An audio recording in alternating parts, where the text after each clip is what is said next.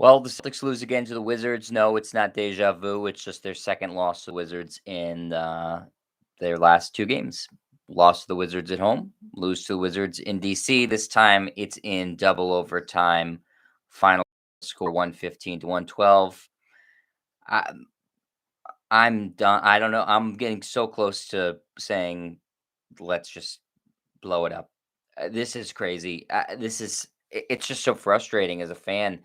The Wizards didn't want to win this game. They give the Celtics so many chances to win this game. I mean, time after time again, the game was right there for the Celtics. They had a 6 point lead in the first overtime with the ball and 2 minutes remaining, and they couldn't close the deal. They had a shot to win the game at the end of the fourth quarter. They couldn't close the deal. The Wizards were making mistakes. The Celtics couldn't close the deal because they're making their own mistakes. The Celtics shot god awful from three, historically bad from three. Finished the night 2 of 26. That's 7%. The Celtics needed this win from a morale standpoint. Just to say we can win these close games. We can win in overtime. We can win a game against a team that's like on our level. Just couldn't get it done. My morale is sunk.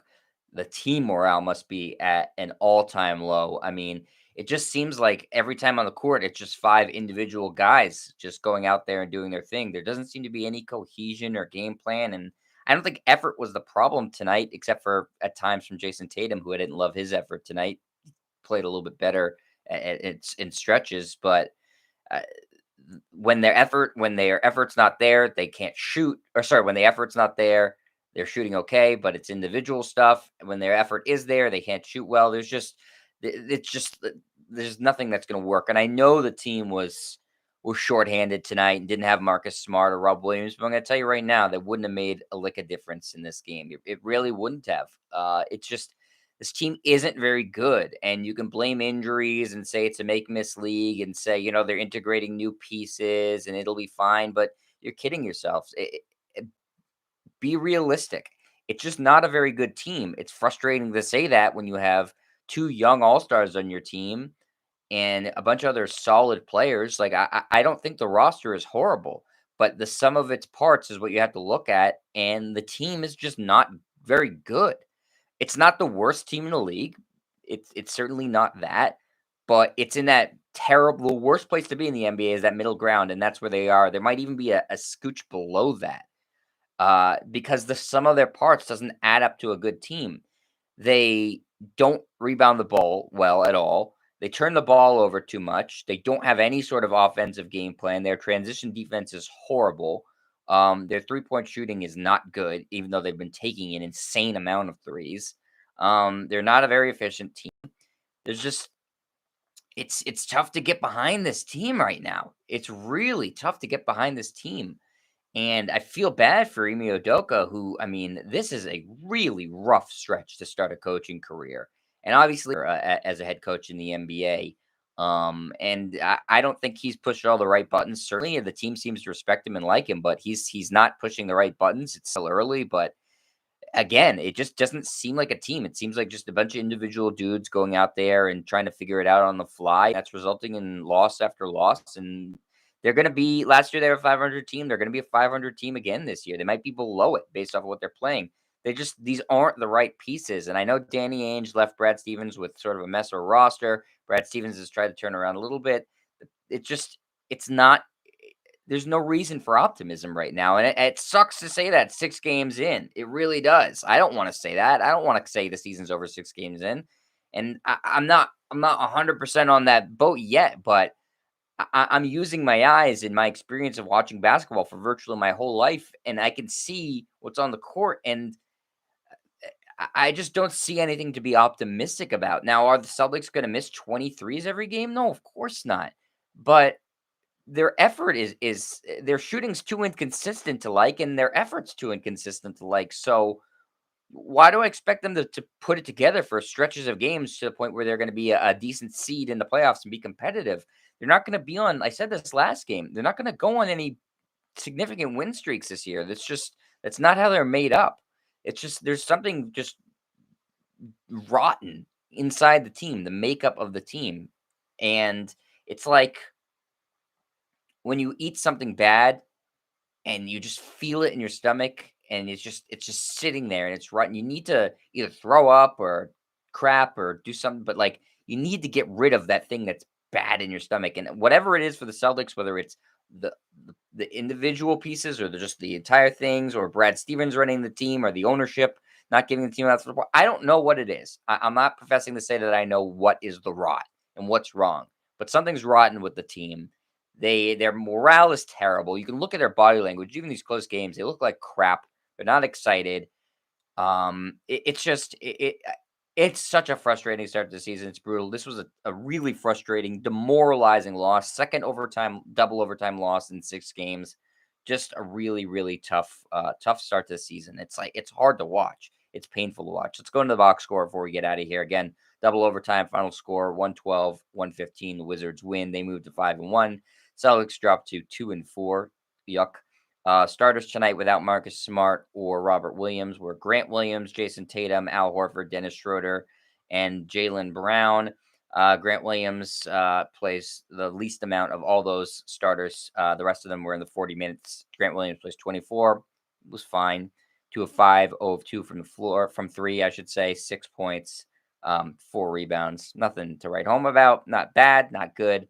Jason Tatum, 46 minutes, did not shoot the ball well tonight. That's becoming a refrain. 10 of 32 from the floor, a lot of shots. 0 of 5 from 3, 7 of 7 from the free throw line. 15 rebounds, 3 assists, 2 steals, a block, 4 turnovers, 27 points, 5 fouls. He didn't shoot well. The 27 points looks good. The 15 rebounds, credit where credit's due. That's great. 7-7 from the free throw line.